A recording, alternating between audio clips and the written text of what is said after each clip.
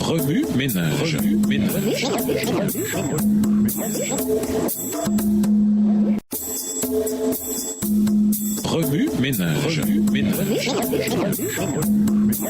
Bienvenue dans votre émission Remue ménage. Nous voilà la leçon de mercredi. Invité, la parole qui crée et soutient. La Bible dit que la lumière paraisse et la lumière parut. Genèse 1 verset 3. Ce passage est empreint d'immédiateté. Dès que la parole a été prononcée, la lumière est apparue. Celui qui a prononcé ces mots créateurs est aussi celui qui a dit « Je le veux soit pur » Matthieu 8 verset 3. Et Matthieu poursuit « Aussitôt l'homme fut purifié de sa lèpre » Matthieu 8 verset 3. Une expérience semblable de guérison instantanée à la parole de Jésus est arrivée à l'homme à la piscine de Bethesda, Jean 5 verset 9. Et ce fut aussi le cas pour l'aveugle Bartimée. Marc 10, verset 52. Un effet instantané similaire s'est aussi produit sur le vent et les vagues. Matthieu 4, verset 39. La création a surgi instantanément à la parole de Dieu. Le maintien de la création, cependant, est un processus long et fastidieux, accompli par la même parole. Pierre écrit « Il y a longtemps, Dieu a créé le ciel et la terre par sa parole. La terre a été séparée de l'eau et formée par l'eau. Quant au ciel et à la terre actuelle, la même parole de Dieu les tient en réserve. » 2 Pierre 3, les versets 5 et 7.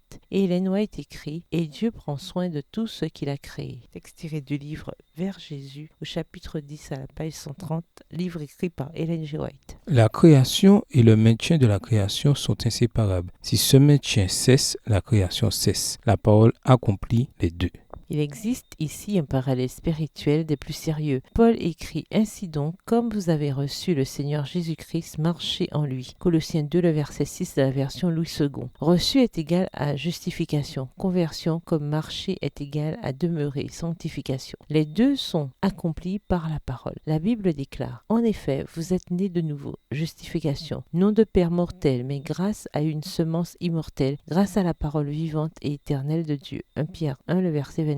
Ellen White appuie, la nouvelle naissance s'accomplit par la réception de la parole de Dieu. Texte tiré du magazine Signs of the Times du 30 avril 1896, écrit par Ellen G. White. Puissent les croyants méditer sur ces paroles. Dieu exige le don inconditionné du cœur avant que la justification soit possible. Pour que l'homme puisse retenir sa justification, il faut une obéissance constante, moyennant une foi active, vivante, agissante par amour et qui purifie l'âme. Extrait du livre Message choisi, volume 1, page 429, livre écrit par Ellen G. White. Nul ne doit rater les éléments flagrants de la justification, création spirituelle et de l'obéissance continuelle, sanctification ou maintien spirituel. Si la parole puissante qui crée est la même parole puissante qui soutient, alors un échec dans le maintien de la création serait par le fait même une annulation de la création. Puisse le lecteur qui honore le sabbat comprendre que, de même la justification doit l'être aussi par la parole créatrice de la foi. Remue ménage, où voyez-vous Jésus dans Exode 20, les versets 8 à 11? En quoi le fait de reconnaître Dieu en tant que créateur est-il fondamental pour son rôle dans votre vie? Que vous dit Jésus par ces textes? En quoi voyez-vous Jésus différemment ou le voyez-vous de nouveau? Comment réagissez-vous en voyant Jésus de cette manière? Comment pouvez-vous donner à Jésus la permission d'accéder à tous les secteurs de votre vie? Au revoir. Et à demain si Dieu veut.